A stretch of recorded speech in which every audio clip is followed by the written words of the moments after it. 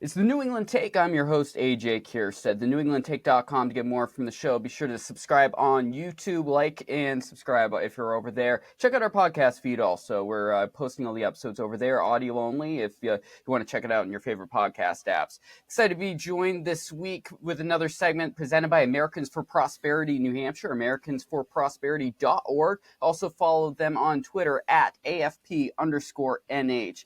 And this week we have Ross Connolly, who is now the Regional State Director for Americans for Prosperity. Welcome back to the show. Thanks for having me on, AJ. Always great to be back. All right, so first of all, congrats and good luck with the step up. You were formerly the Deputy Director for New Hampshire, and how does it make you feel taking on more states? It's a big challenge. It's sort of a new experiment for us at AFP. We've always traditionally had state chapters, where we have brick and mortar offices, lots of staff.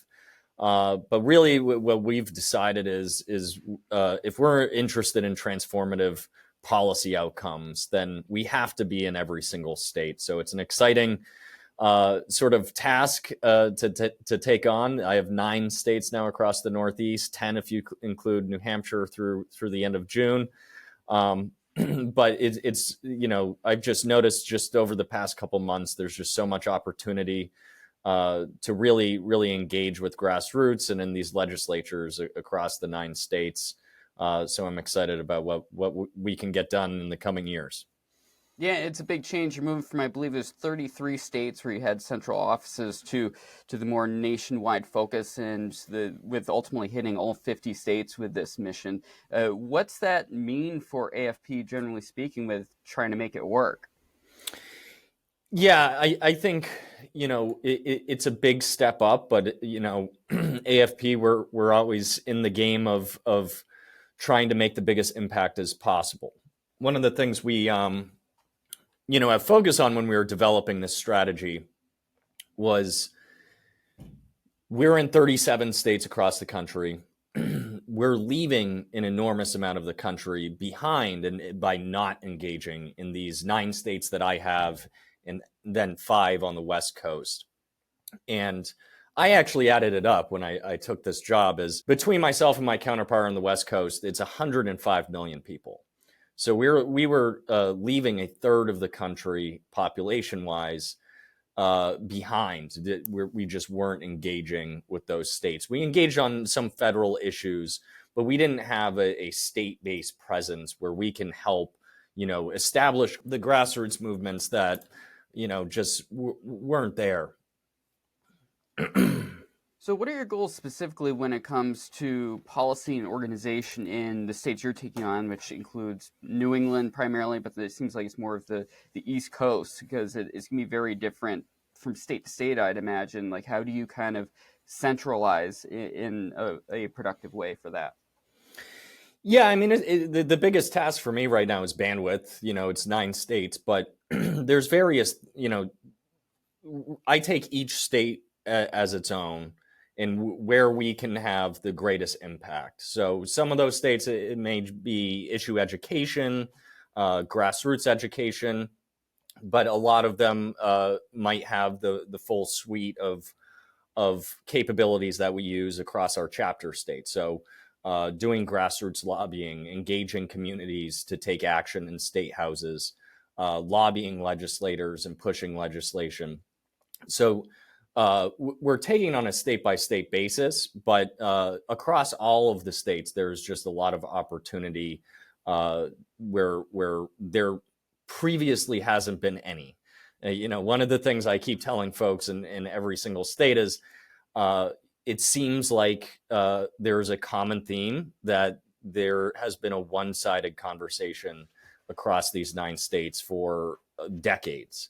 And whether that's, you have a super majority on the right or a super majority on the left, I find it often leads to the same sort of issues where you end up with folks who, have been there a long time, don't have any sort of accountability. And it does lead to this sense of you can get away with cronyism, you can get away with bad policy outcomes because there's no accountability. So we're hoping to elevate, a lot of the conversations around those top issues that are impacting people, but just aren't getting down to that grassroots level where they don't know what their representative or senator is doing on a regular basis. And in some of the states, Massachusetts in particular, I don't think the citizenry there really understands how poorly the government operates, how untransparently they operate, and we hope to sort of elevate a lot of what happens on Capitol Hill down in Boston, and get that out into the districts, whether it's good, highlighting the good policy that some representatives are working on, but also highlighting some of the bad policy that's impacting Bay Staters' pocketbooks. Let's dive into that. What are some of the specific policies you're really hoping to hit? And like we've discussed on the show before previously, different things in New Hampshire that a lot of it's very specific to New Hampshire. Like education freedom accounts is definitely a grassroots movement here in the state, for example. What's it like when you look at Massachusetts and Vermont, some of these other states that maybe AFP hasn't hit before, should be some of your first priorities? So I do hope to take some of the good work we've done in New Hampshire and really replicate that up and down across the 9 states, because New Hampshire is the beacon of economic opportunity across the Northeast, where we have the fastest GDP growth, some of the lowest unemployment. We have some of the highest inbound migration in the country, compared to Massachusetts or Rhode Island or Vermont to some extent, where they have just enormous outbound migration. People are leaving the state because of largely because of tax policy. So some of the first issues we're really focused on in across all the states is opportunity, economic opportunity, removing barriers in government that are holding those people back. So in Massachusetts, we're working on a tax reform package. I think the Governor Healy there acknowledged that Massachusetts has just become uncompetitive regionally and nationally, and they're seeing an enormous exodus of middle wealth and high wealth Bay Staters to places like New Hampshire and Florida mostly. So they know why they're leaving. They're leaving because of just extremely burdensome taxes, high regulation, and just not a lot of economic opportunity. So we've been supporting the governor's tax package down there, and at the same time encouraging them to be a little more bold. Looking at what states are doing across the country and lowering their income taxes, and reining back that a lot of the barriers that are holding economies back in those areas. What are some unique challenges you expect to be facing with this expansion? Because you figure, once we talk about Massachusetts is very different from Vermont, but I mean, also generally speaking, the grassroots activism is going to greatly vary depending on where you are. You're moving larger cities to extremely rural parts of the country and things like that. My initial message in every state has been, I am not from the government, but I am here to help. And that seems to have been received well, where a lot of these states aren't necessarily blue states. State like New Jersey, Rhode Island, they get this rap of being, just solidly one-sided states. And it's just not true in practice. When you talk to people, when you look at the demographics, the voting trends, it's not that big of a split. So it's really giving folks hope and a voice where they can express their concerns with what government is doing, and hopefully elevate those conversations to a much larger audience than has previously been messaged with those topics. So that's really, I say in Rhode Island, there is hope, pun intended. Their slogan is hope. So I think there's plenty of hope. Obviously, it's a large, hill to climb in a lot of these places where they've had echo chambers in policy for decades. But we hope to really push back against the status quo in these places, encourage them to think boldly in how to make their states more competitive. Because states like Massachusetts, again, considered a blue state, but they've had governors from both sides of the aisle for decades. It's really, I consider it a moderate state, and I think folks, no matter what their political leaning is, are frustrated with the status quo. And we hope to just encourage legislators to break with that typical, we've done this for decades this way, we're going to keep doing it this way, and bring some of those lessons from New Hampshire of what brought success here. Do you feel like the recent political climate, especially post the Dobbs decision, is going to encourage more focus on state level laws well beyond abortion? I think so.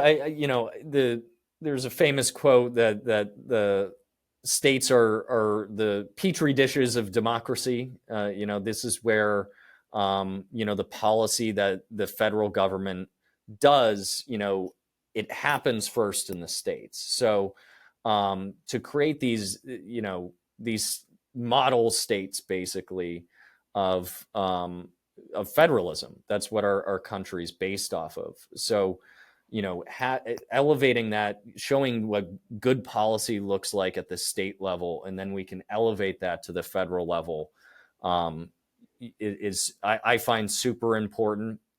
And we're a group that we don't engage on those social issues. So hearing from a group that doesn't isn't focused on the culture war or so some of the other issues that have come up over the past couple of years, and focus really on the issues that impact their daily life. What education is my kid going to be able to get? Can I choose a school that fits their needs? Can we, is my property taxes, my income taxes, my business taxes going to be so extreme I have to move my company? Those are the issues, the kitchen table issues that people really care about. And that's where we're going to focus very heavily to show that message that, there is another direction, there is another option. And it's not, coming from the extremes of both sides at the national level. We can create our own way in the states and show the national politics how things should be. What do you suggest people do if they want to get involved with this expansion in these states where there hasn't been a huge presence from AFP before? So we're hitting the ground running. So if you live in any of the states, you can always reach out to me. But we do have Facebook pages: AFP Massachusetts, AFP Rhode Island, and AFP Vermont. So if you live in any of those three states, please go like the page, share it with your friends. We've been supporting bills for the past couple weeks as the legislative process goes on. Obviously, we're midway through most sessions, but we're trying to create a movement of millions here across all 9 states. And we need that grassroots support to help us elevate these conversations. So my message is get involved. Don't sit back. There's a lot of apathetical voters in these states. There is hope. You have to go out and fight for it, and really talk to your neighbors about these important issues that are impacting them. Regional State Director for Americans for Prosperity, Ross Connolly, thanks for joining me. Thanks, AJ. So this episode is presented by Americans for Prosperity. Please be sure to check out americansforprosperity.org. Check out the New Hampshire chapter at AFP_NH on Twitter. They're a great follow over there to figure out what's going on, as well as search around for your respective state if you're checking that out outside of New Hampshire, and get involved. This is the New England Take. I'm your host, AJ Kierstead, thenewenglandtake.com. Like and subscribe. If you're on YouTube, subscribe to us on your favorite podcast platform. An email is thenewenglandtake@gmail.com. If you have a tip, you want to contribute, want to produce content for the site, anything like that, more than happy to have you join us.